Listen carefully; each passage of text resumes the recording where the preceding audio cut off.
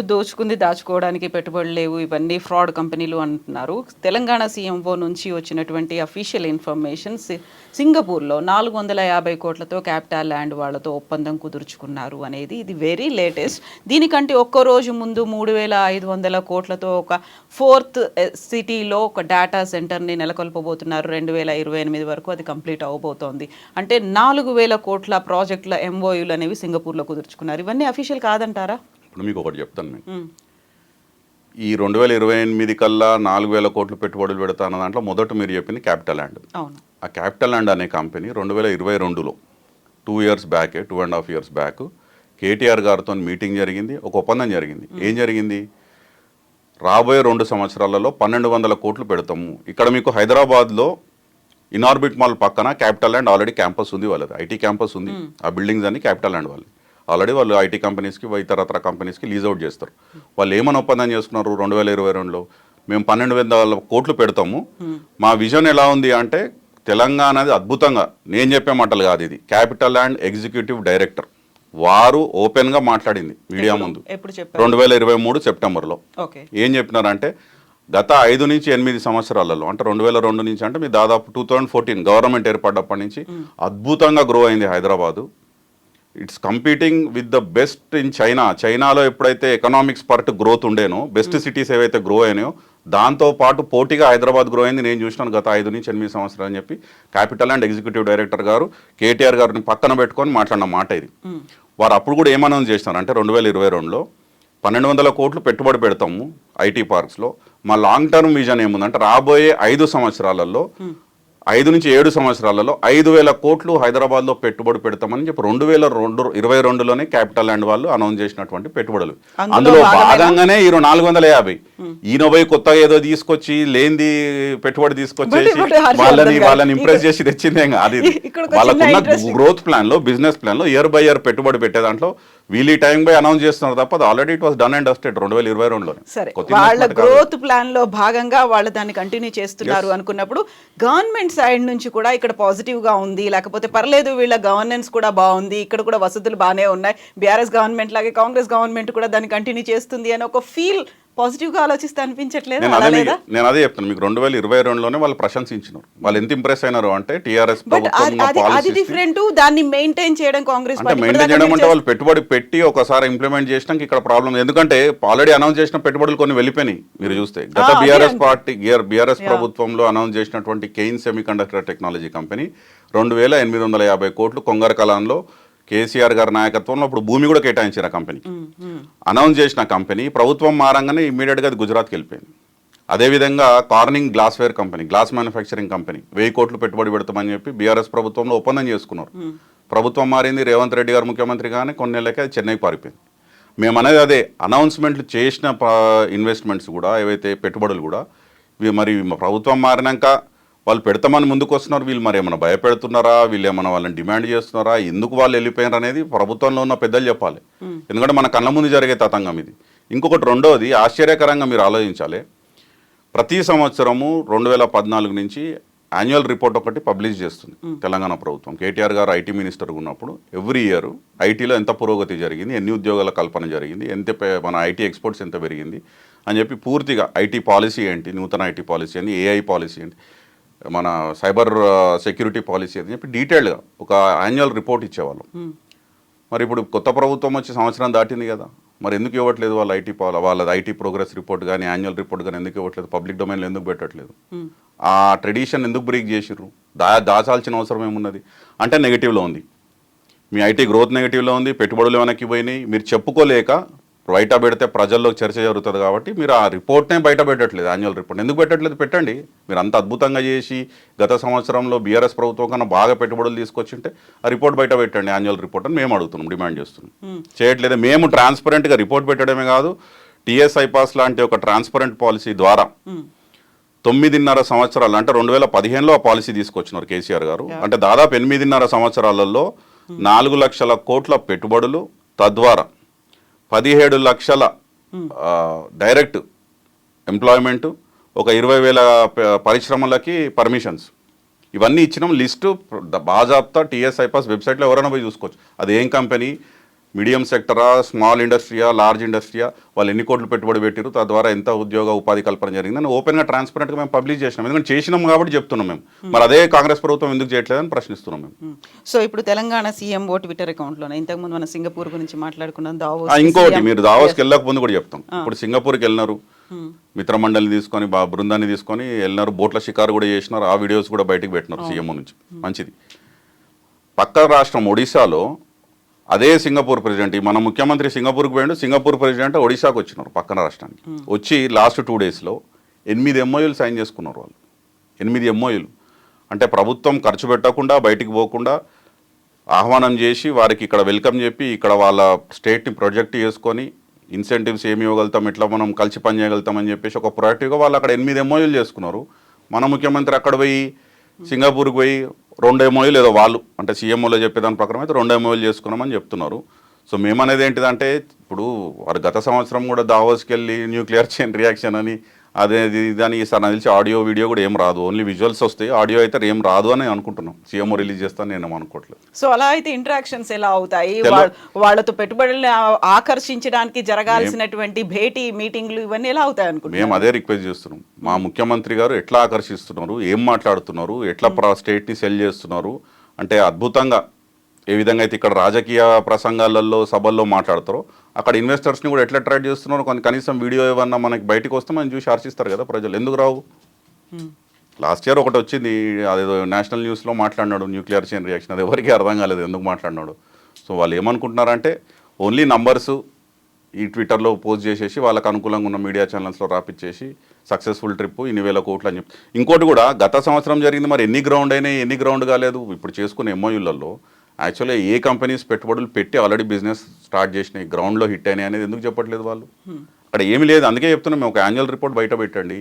మీరు నిజంగా పెట్టుబడులు సాధిస్తే ఆ తెచ్చిన MOUలు అన్నీ రియల్ ఇన్వెస్ట్మెంట్స్గా మారితే ఉద్యోగాలు క్రియేట్ అవుతుంటే యాన్యువల్ రిపోర్ట్ ఒకటి పెట్టండి, ఐటీ యాన్యువల్ రిపోర్ట్. ఎందుకు పెట్టట్లేదు అని అడుగుతున్నాం, సింపుల్ క్వశ్చన్. ఎస్. సో ఈ డెవలప్మెంట్ గురించి కూడా మాట్లాడుకుందాం. దావోస్ సదస్సు తొలి రోజున పలువురు పారిశ్రామికవేత్తలతో ముఖ్యమంత్రి సమావేశం అవుతారు. అంతర్జాతీయ పెట్టుబడుల గమ్యస్థానంగా తెలంగాణను ప్రపంచానికి పరిచయం చేసే నిర్దిష్టమైన భవిష్యత్తు ప్రణాళికతో ఈ పర్యటనపై రాష్ట్ర ప్రతినిధి బృందం ప్రత్యేక దృష్టి సారించింది. కాదంటారా? ఏం చూసిన విజువల్స్ అయితే చాలా గురువు చంద్రబాబు నాయుడు గారిని వారి అబ్బాయి నారా లోకేష్ గారిని కలిసినట్టే కనబడ్డది ఈరోజు దావోస్లో.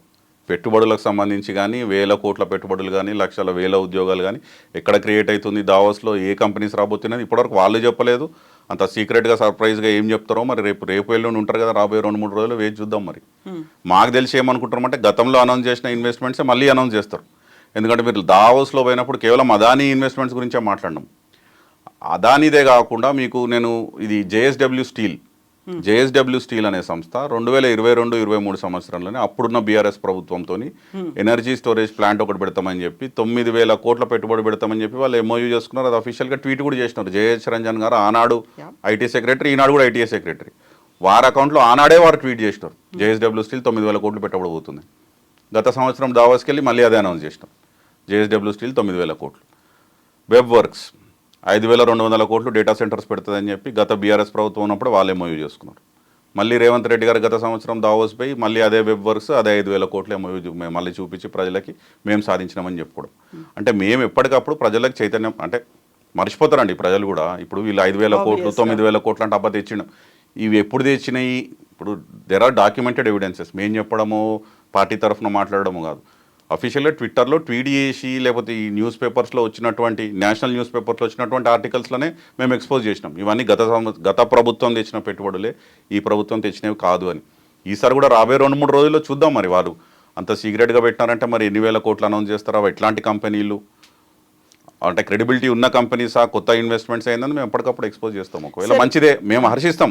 తెలంగాణకు పెట్టుబడులు వచ్చి ఇక్కడ యువతకు ఉద్యోగాలు వస్తాయంటే 100% తెలంగాణ బాగు కోరుకునేటోళ్ళమే. బీఆర్ఎస్ పార్టీ అంటేనే తెలంగాణ బాగు కోరుకునే పార్టీ.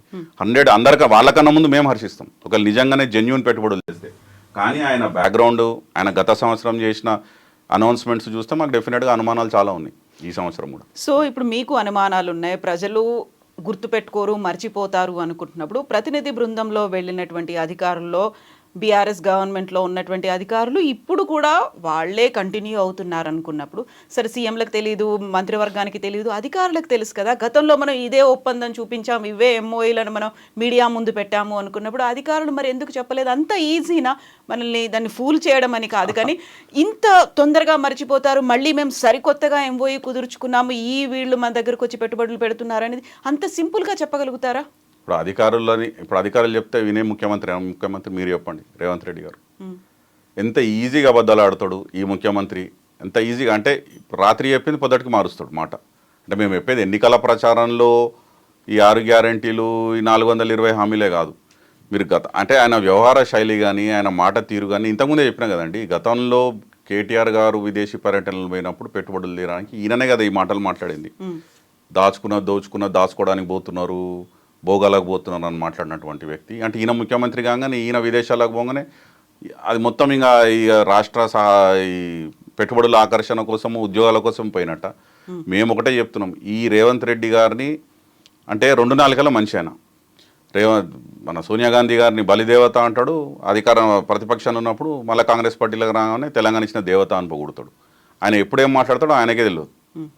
అంటే ఆయన అధికారుల మాట వింటాడు, అధికారులని చెప్పింది ఆయన విని అట్లా చెప్పి వినేటట్టుంటే ఈ హైడ్రా కానీ, ఈ మూసి పేరిట ఈ విధ్వంసం కానీ, ఇల్లులు కూలగొట్టడం కానీ ఇట్లా అన్నీ ఏం జరగవు. అధికారులది చెప్తారు కానీ ఈయన చేసేది చేస్తాడు 100%. So what we can expect? ఇప్పుడు 4 రోజుల పాటు జరగబోతున్నాయి, చాలా పెద్ద ఎత్తున ఉన్నాయి, అందులో లాబింగ్లు అనేవి ఉంటాయి. దీంతో పాటుగా గతంలో కనిపించినటువంటి ఒక టిపికల్ అట్మాస్ఫియర్, 1 నేషన్ 1 పెవిలియన్ అనుకున్నప్పుడు కాంపిటీషన్ అనేది కూడా ఇంటర్నల్గా రాష్ట్రాల మధ్య కూడా ఎక్కువ కనిపిస్తుంది. ఏ రాష్ట్రం ఎక్కువ పెట్టుబడుల్ని ఆకర్షిస్తుంది అనుకున్నప్పుడు అందులోనూ ఫస్ట్ కేంద్రం కనిపిస్తుంది, దాని కింద 6 రాష్ట్రాలు కనిపిస్తాయి. సో ఇలాంటి ఒక టిపికల్ సిచ్యువేషన్లో పెట్టుబడులు తీసుకురావడం అనేది సో ఛాలెంజింగ్ అనుకుంటున్నారా? కుదరదు, అసలే పాసిబిలిటీ లేదనుకుంటున్నారా? అంటే మనకి ఒక stable government, able leadership and progressive policies to cell.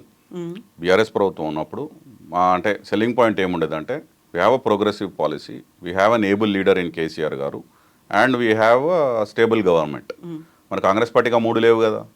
ఈయన ముఖ్యమంత్రి కొనసాగుతాడో లేదో అది తెలియదు. సో స్టేబుల్ గవర్నమెంట్ ఉంటుందా, రేపు మళ్ళీ వేరే ముఖ్యమంత్రి వస్తాడా, ఈరోజు ఈయన ఇన్వెస్టర్స్కి ఇచ్చిన కాన్ఫిడెన్స్ రేపు మరి ఇంకో మనిషి ఒకవేళ కుర్చీలో కూర్చుంటే అదే కాన్ఫిడెన్స్ ఇవ్వగలుగుతాడా? అంత ఫ్రెజైల్గా ఉందనిపిస్తుంది మాకైతే అనిపిస్తుంది. బయట ప్రజలు కూడా మాట్లాడుకుంటున్నారు, పదే మాట్లాడుతున్నారు, ఢిల్లీ ఎలక్షన్స్ తర్వాత ఏమన్నా మార్పు ఉంటుందా?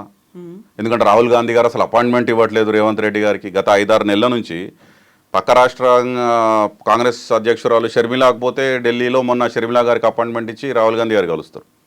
మన రేవంత్ రెడ్డి గారు వారి మొత్తం మంత్రిమండలి పోయి కూర్చుంటే మాత్రం కేసీ వేణుగోపాల్ గారితో కల్పించి ఆ కేసీ వేణుగోపాల్ గారు జనరల్ సెక్రటరీ ఆయనతో మాట్లాడి పంపించేస్తారు. బట్ సీఎం రేవంత్ రెడ్డి మాత్రం ఢిల్లీ అసెంబ్లీ ఎన్నికలకు సంబంధించి క్యాంపెయినింగ్ లో పాల్గొంటున్నారు. ఒక ప్రతినిధిగా, కాంగ్రెస్ పార్టీ ప్రతినిధిగా మేము ఇక్కడ ఇది చేసాము, చేసి చూపిస్తాము అంటే వాళ్ళు ఇన్ని క్యాంపెయిన్ కోసం యూస్ చేసుకుంటున్నారు అని మీకు ఎందుకు అనిపించట్లేదు? ఆయన మీద కాన్ఫిడెన్స్ లేకుంటే ఆయన్ని ఆహ్వానించారు కదా. ఇదే రేవంత్ రెడ్డి గారు హర్యానాకి వెళ్ళి అదే చెప్పినారు, 6 గ్యారెంటీలు ఇచ్చినాం, 100 రోజులు మేము అన్ని అమలు చేసినాం, అద్భుతాలు చేసినాం తెలంగాణలో. హర్యానాలో కాంగ్రెస్ ప్రభుత్వాన్ని గెలిపియండి, కాంగ్రెస్ ప్రభుత్వాన్ని తెచ్చుకోండి, ఇక్కడ కూడా గ్యారెంటీలు అమలు చేస్తాం, మాది హామీ అన్నారు. ఏమైంది? ఇడిచి తన్నారు హర్యానాలో. నెక్స్ట్ మహారాష్ట్రకు పోయిండు ఇదే ముఖ్యమంత్రి, ఇదే రేవంత్ రెడ్డి గారు. మహారాష్ట్రలో కూడా ప్రెస్ కాన్ఫరెన్స్ పెట్టి ఇవే మాటలు, తెలంగాణలో మేము గ్యారెంటీలు ఇంప్లిమెంట్ చేసేసినాము, చాలా అద్భుతాలు చేసినాము 1 సంవత్సరంలో, ఇక్కడ కూడా కాంగ్రెస్ని గెలిపియండి, ఇక్కడ కూడా 5 గ్యారెంటీలు అనౌన్స్ చేసినాం, అవి కూడా హామీ అయ్యేటట్టు నాది బాధ్యత, నాది రెస్పాన్సిబిలిటీ. ఏమైంది? మహారాష్ట్ర కూడా పోయింది. ఇప్పుడు ఢిల్లీలో కూడా అంతే. అంటే ఈరోజు డిజిటల్ వరల్డ్లో న్యూస్ అనేది తెలంగాణలో వాస్తవం ఏంది, ఏం జరుగుతుంది, అసలు కాంగ్రెస్ ప్రభుత్వం ఏం గ్యారెంటీలు ఇచ్చింది, గ్రౌండ్ ఎన్ని అయినాయి, ప్రజలు సంతోషంగా ఉన్నారా లేదనేది భారతదేశంలో అన్ని రాష్ట్రాల్లో అన్ని ప్రజలకు తెలుసు. ఈయన పోయి అక్కడ ప్రెస్ కాన్ఫరెన్స్లో మాట్లాడగానే ప్రజలు అంత ఈజీగా నమ్మేసి కాంగ్రెస్ పార్టీ నాయకుడు వచ్చిండు, ఈయన ముఖ్యమంత్రి కాబట్టి ఈయన చెప్పింది నేను నోట్లోకి వెళ్ళి ఏది మాట్లాడుతుంది వేదవాక్కు, ఈయన ఇంప్లిమెంట్ చేసేసిందంటే ఇంప్లిమెంట్ అయిపోయినాయి అని నమ్మే పరిస్థితి లేదు. ఎందుకంటే ఫస్ట్ ఆఫ్ ఆల్ వాళ్ళ పార్టీకి కానీ ఆ పార్టీ నాయకుడు రాహుల్ గాంధీ గారికి క్రెడిబిలిటీ లేదు దేశంలో.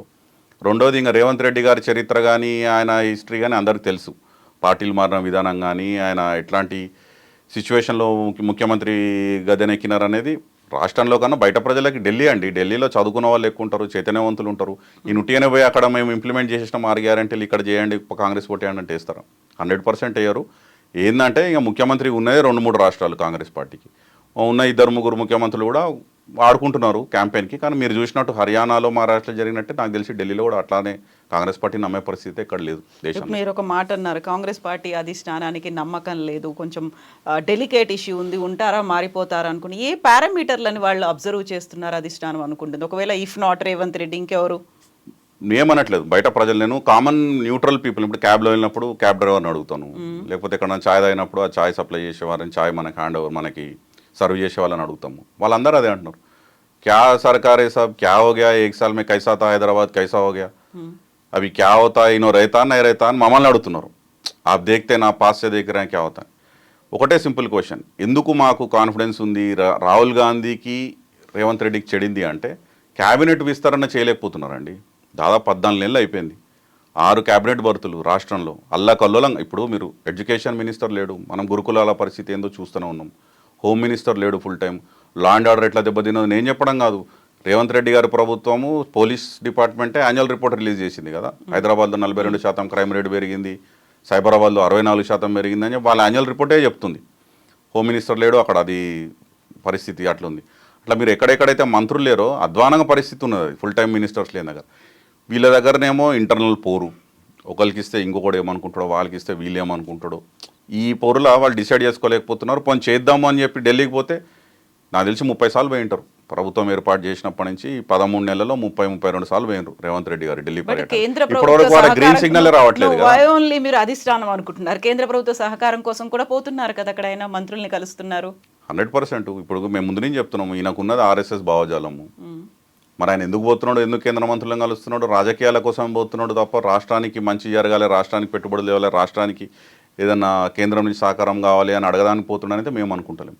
దీని వెనకాల ఏదో రాజకీయాలు ఉన్నాయి. మేము ఒకటే చెప్తున్నాం, రేవంత్ రెడ్డి ఎప్పుడైతే అదానీతోని అలైబలై చేసుకొని హైదరాబాద్లో మీటింగులు పెట్టుకొని దావోస్లో కలుసుకొని ఏదైతే పోతున్నాడో ఆ line it self is contrary to Rahul Gandhi's line. Okay, అందుకని మేము అదే చెప్తున్నాం, రాహుల్ గాంధీకి రేవంత్ రెడ్డి గారికి కనబడుతూనే ఉంది కదండి చెడింది అని. చెడింది, వాళ్ళు టైం ఇవ్వట్లేదు, అపాయింట్మెంట్ ఇవ్వట్లేదు. రాబోయే రోజులు ఏం జరగబోతుందో, రాష్ట్రాలలో ఎంత వేడెక్కబోతుందో, ఎట్లాంటి మసాలా వస్తుందో వేచి చూద్దాం. మీరేమో రేవంత్ రెడ్డికి ఆర్ఎస్ఎస్ భావజాలం బ్యాక్గ్రౌండ్ అంటారు, బీఆర్ఎస్ కాదు బీఆర్ఎస్ఎస్ దాన్ని మారింది అనేది కూడా ఆయన చెప్పిన మాటే కదా. కరెక్ట్. ఆయన ఎందుకు చెప్పిన మాట, ఆన్సర్ ఇయ్యలేక చాతగాక చెప్పిన మాట. ఎందుకంటే కవిత గారి అరెస్ట్ని తీసుకొని కూడా ఇదే రాజకీయం చేశారు, చిల్లర రాజకీయం చేశారు. 2023 అసెంబ్లీ ఎన్నికలకు ముందు వాళ్ళు ఏం ప్రచారం చేసిరండి? కాంగ్రెస్ పార్టీ బీఆర్ఎస్ బీజేపీ ఒకటే, బీఆర్ఎస్ బీజేపీ బీ టీము, ఇద్దరు కలిసి పనిచేస్తున్నారు మోడీ ఇంకా కేసీఆర్ గారు అని చెప్పి దానికి కవిత గారి ఉదాహరణ పెట్టుకొని లిక్కర్ కేసులో ఢిల్లీ లిక్కర్ కేసులో కవిత గారు అరెస్ట్ అవుతలేరు కాబట్టి అక్కడ మోడీకి ఇక్కడ కేసీఆర్ గారికి అండర్స్టాండింగ్ కుదిరింది, అందుకే అరెస్ట్ అవుతలేరు, బీఆర్ఎస్ బీజేపీ ఒకటే అని చెప్పి ఎన్నికలకు పోయి ఉన్నంత కొద్దిగా కన్ఫ్యూజన్లు ఉన్న ఓటర్లని, మైనారిటీ ఓటర్లని ఎగమార్చి ఓట్లు కాంగ్రెస్ వైపు మలుపుకున్నారు. తీరా అధికారంలోకి వచ్చి పార్లమెంట్ ఎన్నికల్లో జరిగినాయి మన 6 నెలల తర్వాత జరిగినప్పుడు అప్పుడే ప్రచారం తీసుకుపోయినారు. అప్పటికే కవిత గారిని అరెస్ట్ చేసినారు మార్చిలో పార్లమెంట్ ఎన్నికలకు. అప్పుడు ఇదే రేవంత్ రెడ్డి గారు ఎన్నికల ప్రచారంలో బీఆర్ఎస్ బీజేపీ ఒకటే, పార్లమెంట్ ఎన్నికల్లో సీట్లు సాధించడం కోసం సింపతి కోసం కేసీఆర్ మోడీ గారికి చెప్పి కవిత గారిని అరెస్ట్ చేయించుకున్నారు అని చెప్పి. అంటే అరెస్ట్ చేయకపోతే బీఆర్ఎస్ బీజేపీ ఒకటే, అరెస్ట్ అయితే పార్లమెంట్ ఎన్నికలకు ముందు బీఆర్ఎస్ బీజేపీ ఒకటే. బెయిల్ వచ్చింది 5.5 నెలల తర్వాత తనకు బెయిల్ వచ్చింది, ఎవిడెన్స్ చూపించలేకపోయింది కోర్టులో, కాబట్టి కోర్టు నార్మల్గా బెయిల్ ఇచ్చేసింది. దాన్ని కూడా రాజకీయంగా మా స్టేట్మెంట్స్ ఇచ్చినారు రేవంత్ రెడ్డి గారు. ఏమని ఇచ్చినారు? వీళ్ళిద్దరి మధ్యలో మళ్ళీ ఒప్పందం జరిగింది, ఎన్నికలు అయిపోయింది కదా అందుకే బయటికి పంపించినారు. సుప్రీంకోర్టు దాన్ని సీరియస్ అబ్జర్వేషన్ చేసింది, నేను కాదు, గౌరవ సుప్రీంకోర్టు మొట్టికాయలు వేసింది రేవంత్ రెడ్డికి. నువ్వు ఒక ముఖ్యమంత్రి హోదాలో కూర్చొని ఆ కుర్చీలో కూర్చొని ఇట్లాంటి వ్యాఖ్యలు సుప్రీంకోర్టు డిసిషన్స్ మీద చేయొద్దు అని చెప్తే దిక్కు లేక మళ్ళా దానికి విచారం వ్యక్తం చేస్తున్నాను, సారీ చెప్తున్నాను మాట్లాడిన ముఖ్యమంత్రి రేవంత్ రెడ్డి.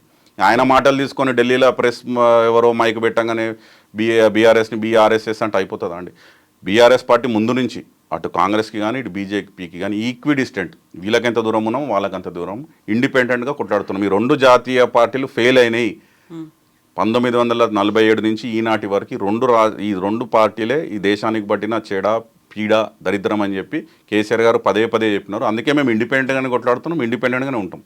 సో ఇప్పుడు మళ్ళీ మనం దావోస్కి ఒకసారి వెళ్తే గతంలో ఉన్నటువంటి పెట్టుబడులు లేకుంటే ఎంఓయూలు వాటిని మళ్ళీ సరికొత్తగా మీడియా ముందుకు తీసుకొస్తున్నారు, ఫోటోలు రిలీజ్ చేస్తున్నారు అనుకున్నప్పుడు బీఆర్ఎస్ ఉంది, సోషల్ మీడియా ఉంది, మెయిన్ స్ట్రీమ్ మీడియా ఉంది, అండ్ అక్కడ ఉన్నటువంటి అధికారులు ఉన్నారు, ఇక్కడ ప్రజలు ఉన్నారు. ఇంతమంది అబ్జర్వ్ చేస్తున్నప్పుడు పాత వాటినే సరికొత్తగా మళ్ళీ మళ్ళీ ఎందుకు చూపిస్తున్నారు అనుకుంటున్నారు? వాళ్ళకైతే కాన్షియస్ అయితే ఉంటుంది కదా, ఇంతమంది చూస్తున్నారు, ఇంతమంది అబ్జర్వ్ చేస్తున్నారు, మళ్ళీ మనల్ని క్వశ్చన్ చేస్తారు, ఇవన్నిటినీ కాదనుకొని పాతవే చూపిస్తున్నారని మీరు అంటున్నారా? 100%. మీకు అనుమానం ఎందుకు?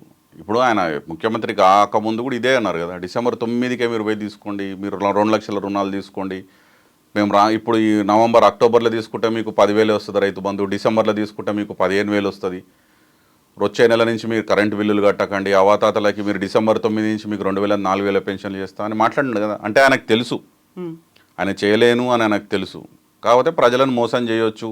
నేను కాదు, అమెరికాకు పోయినప్పుడు రేవంత్ రెడ్డి గారు గతంలో వారే చెప్పారు, రోగి కోరుకున్నదే కదా డాక్టర్ ఇచ్చేది, ప్రజలు మోసపోవాలని కోరుకుంటారు, రాజకీయ నాయకుడిగా నేను మోసం చేస్తున్నాను ఆయనే చెప్పిండు. అంత ఓపెన్గా చెప్పినాక ఇంకేముందండి ఆయన మాటలకి. That is his credibility, that is his history. అదే చెప్తున్నాం మేము. అట్లాంటి చరిత్ర కలిగినటువంటి వ్యక్తి ఈరోజు దావోస్ బోంగానే నేను చెప్పేయని వేదవాకులు, నేను చెప్పేయని కరెక్ట్ అని నమ్మేటట్టు ఎవ్వడు లేడు, పరిస్థితి లేదా, క్రెడిబిలిటీ పోయింది ఆయనకి. ఆయన మాటలకి వాల్యూ లేదు. ఎందుకంటే ముఖ్యమంత్రి అయినాక ఆ కుర్చీలో కూర్చున్నాక కూడా కేసీఆర్ గారిని వారు తిట్టిన విధానం కానివ్వండి, ఆ పదజాలం కానివ్వండి, అంటే ఒక అసహ్యం ప్రజల్లో ఒక అసహ్యం అనేది ముఖ్యమంత్రి అంటే ప్రతిపక్ష నాయకుడిగా కొద్దిగా ఏదో కొద్దిగా మంది తిరిగి చూసినారేమో, గట్టిగా కొట్లాడతాడు, వాయిస్ గట్టిగా ఉంది అని చెప్పి. కానీ ముఖ్యమంత్రి అయినాక నీకు ఎక్స్పెక్టేషన్స్ వేరే ఉంటుంది. గవర్నెన్స్ అడ్మినిస్ట్రేషన్ మీద ఎట్లా చేస్తున్నానే దాని మీద నీకు మార్కులు ఇస్తారు. కానీ నువ్వు అదే తిట్లు బూతు పురాణాలతో నేను నడిపిస్తా, ఇంకో 4 ఏళ్ళు దాంతోనే నేను ముఖ్యమంత్రినైనా, దాంతోనే ఇంకో 4 ఏళ్ళు గడిపి